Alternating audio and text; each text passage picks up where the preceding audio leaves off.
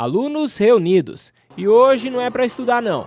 Essa é uma reunião da Rede Camões de jornais escolares, pois nesse sábado terá o lançamento da 3ª edição da revista que é produzida por alunos de escolas de Rio Claro. Essa galera e outros quase 150 alunos são responsáveis por toda a produção do projeto, que ainda contempla jornal, internet, podcasts, entre outras atividades. Lucas, Heloísa e Ana Clara, no começo ficaram desconfiados do projeto, mas depois tomaram gosto. Primeiro eu achei bem estranho, no primeiro dia de aula o professor falando para fazer uma roda, eu fiquei, o que esse professor vai fazer? Vai fazer mais uma atividade de quebra-gelo no meio do ano, eu falei, ué. Mas depois ele nos separando os alunos e vendo como ele estava administrando a sala, eu fiquei me perguntando, será que isso vai dar resultado? Aí agora no final do ano eu fiz até um texto. Tantas pessoas melhoraram sua escrita como se socializar. Eu, pelo menos, posso falar por mim, eu nunca tive vontade de conversar, não conseguia falar com os outros. Só que depois de começar a escrever os textos, começar a me expressar, eu comecei a falar, isso é só de mim, eu posso mudar isso. E o método me ensinou bastante a ir atrás das pessoas, conversar com elas e buscar o melhor para mim. No comecinho foi bem difícil, hein? Que eu não queria participar, não. Não estava gostando. Quando eu cheguei, ele tinha acabado de entrar, o professor. Eu fiquei tentando entender o que ele estava fazendo. Não estava gostando nem um pouco. Ele pelejou um pouquinho para me fazer escrever.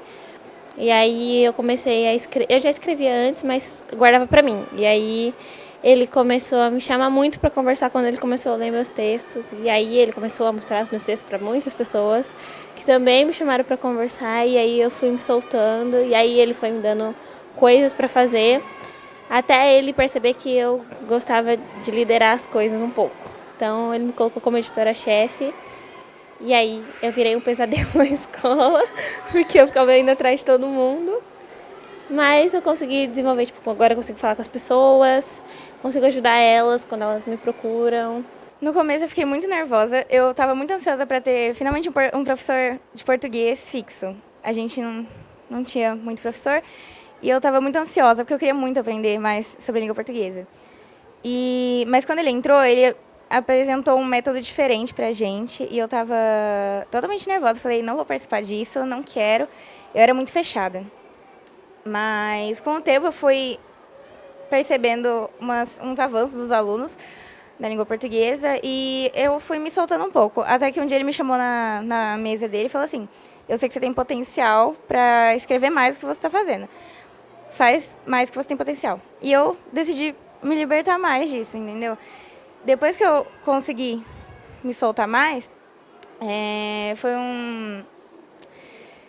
eu consegui soltar mais os meus sentimentos. Eu era presa, eu não conseguia falar como eu me sentia direito e eu precisava libertar isso. E depois que eu tive aula com ele, isso melhorou muito, muito, muito. Eles estão falando do professor Tiago, que foi quem apresentou o projeto aos alunos. Eu percebi que existia no projeto uma ideia de, não uma individualidade, um professor tocando um jornal, ou um professor tocando uma rede multimídia de informações ali, mas sim alunos querendo se engajar dentro de um processo. Isso, de primeiro momento, dá muito trabalho, porque os alunos não estão acostumados a ter essa postura proativa em relação ao conhecimento. Então, gera um certo trabalho, gera um certo estranhamento que eles mesmos relataram aqui. Só que quando começa a fluir, a gente vai crescendo. Enquanto educadores, eles vão crescendo enquanto alunos, e daí a coisa vai se tornando o que eu acredito que é o patamar de hoje, né? Uma rede interessante em que os alunos já têm autonomia, em que os alunos já escrevem, enfim.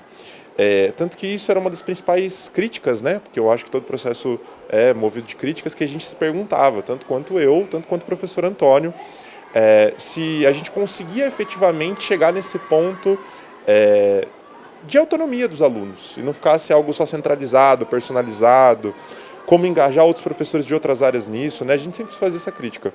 E eu acredito que está acontecendo. O resultado dessa revista, que já é a 3ª, né?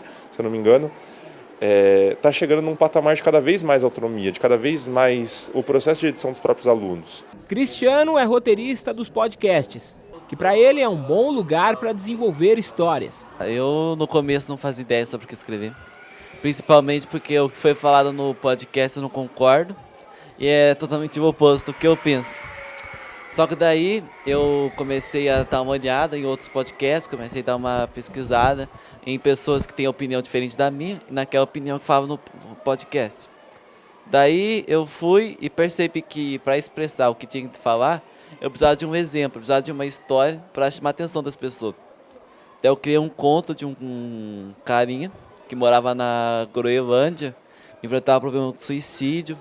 Daí no final ele se matava e o conto trazia o que queria ser dito no roteiro. Que você querer suprir suas dores se matando ou sei lá, acabando com sua vida ou a vida de outros, não vai adiantar. Porque a morte dele resultou que todo mundo que estava na influência dele acabou se sentindo pressionado que também teria que tomar a decisão de vida ou morte. Já para Sinara, o projeto vai além da escola. Foi uma maneira de se comunicar para toda a vida. Trouxe um acréscimo e agora eu sei que eu posso falar para um grande público e com iniciativa minha mesmo. E tanto é que eu estou tendo outra oportunidade fora daqui de fazer isso. Então foi uma coisa que me deu muita clareza, uma oportunidade e me ajudou também a pensar no meu futuro.